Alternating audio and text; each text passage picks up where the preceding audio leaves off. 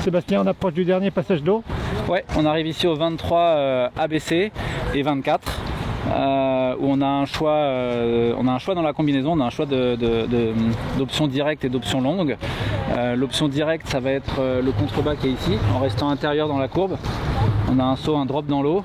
On va avoir une courbe à gauche pour passer juste devant le C de l'option longue pour ressortir sur un contre-haut, une foulée et une aile de biais qu'on voit à gauche là-bas derrière dans les arbres. Qui est le 24.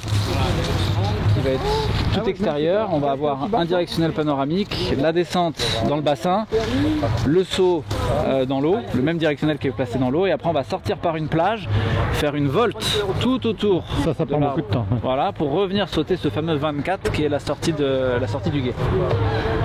A priori, c'est l'option directe que vous êtes en train de marcher. Ouais, a priori, on est tous partants. Alors, on a marché toutes les options, mais on est tous partis sur l'idée, on est tous partisans de rester intérieur et de venir sauter le contrebas, le contre-haut et la haie. Ouais. En première intention, en tout cas, c'est ça l'idée. Ouais. D'accord, il y a quoi? Il y a 3 foulées tout droit et qu'on tourne? Ça va dépendre des chevaux. Déjà, il faut descendre dans l'eau, dans le bassin, face au lac. Et après, il faut essayer de ne pas se dépêcher de tourner justement pour se donner de l'air, pour pouvoir appuyer la marche et la foulée qui va aller nous chercher la haie de biais en sortie qu'on va voir juste après. D'accord. Et ben, allô? On jette à l'eau.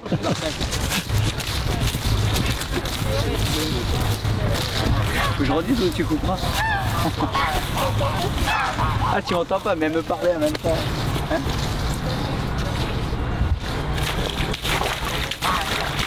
Là, tu vois, on a un bon saut dans l'eau quand même. Hein. Moi, je fais un peu plus d'1m80, donc il y a un bon 1m70 de contrebas. Sachant qu'on a eu déjà 2 gros sauts panoramiques précédemment. On a le nouveau contrebas qui ressemble à Sweet Burgley, qui est un vrai drop qui va être dur pour les réceptions, pour les boulets, pour les pieds. Et ici, il faut qu'ils aient encore à nouveau de réceptionner en panoramique et dans l'eau face au lac. Et donc là, l'idée, ça va vraiment d'aller droit d'abord et ensuite d'évaser pour tourner. On va aller voir.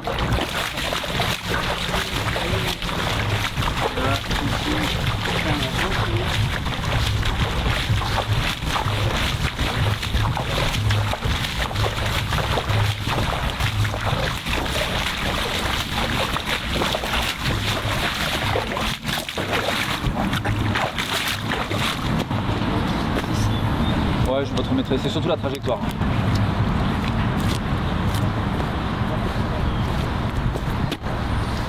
Et la sortie de combinaison.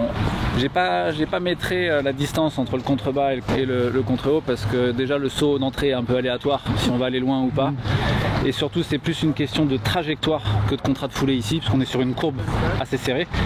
C'est vraiment l'idée, c'est de se donner de l'air pour pouvoir vraiment être droit à la fin et axer cette haie qui est fort de biais pour re-rentrer dans le sous-bois.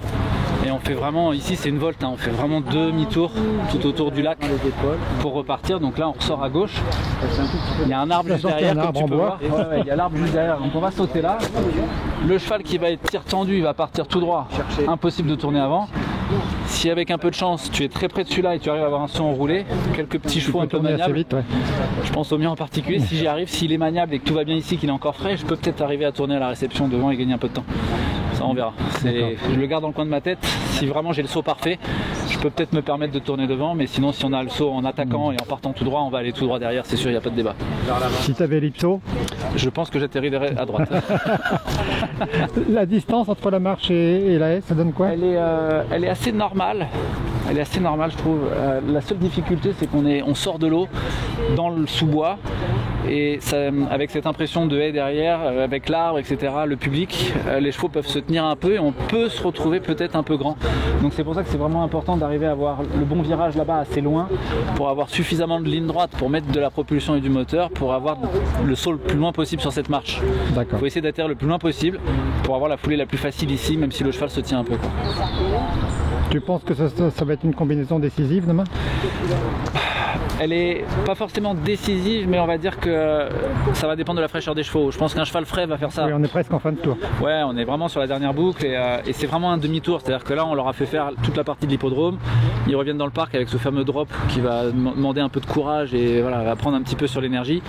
Et derrière, c'est quand même assez sinueux pour arriver jusque-là.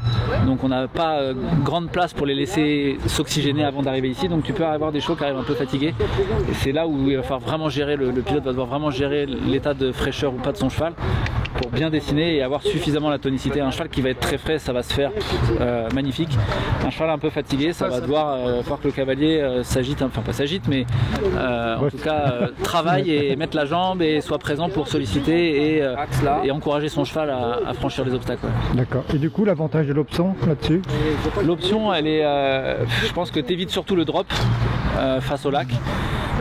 Mais bon, c'est quand même un saut panoramique donc, qui est directionnel, donc ça reste un obstacle qui est techniquement difficile. Celui dans l'eau, c'est le même, donc si tu as franchi le premier, a priori le deuxième, tu auras zéro problème pour le franchir. Tu ressors par la plage, ce qui est plus facile, mais par contre, à nouveau, tu resserres sur une volte. Ça te fait vraiment, là, on sort ici à l'extérieur de cette partie-là, et on va se retrouver vraiment tout à l'extérieur, tout le tour, et faire une volte pour venir sauter la haie gauche en fait, pour revenir ici. Donc tu fais un escargot, c'est même plus une volte, là c'est une spirale. C'est une spirale, exactement, et là tu perds un temps de dingue avant de pouvoir repartir. Et ça, de tourner court, serré comme ça en demi-tour, il n'y a rien de pire pour fatiguer les chevaux et les oxyres en fin de parcours. Donc il faut essayer d'être le plus fluide possible. Benjamin, arrête. Benjamin, on voit des glands. Serait-ce un signe? Mais c'est la tempête, Benjamin. Exactement. La tempête.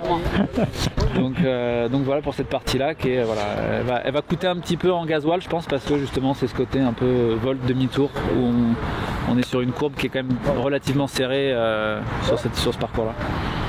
Bon, eh bien nickel. On te regardera attentivement là-dessus. Yes. Merci beaucoup.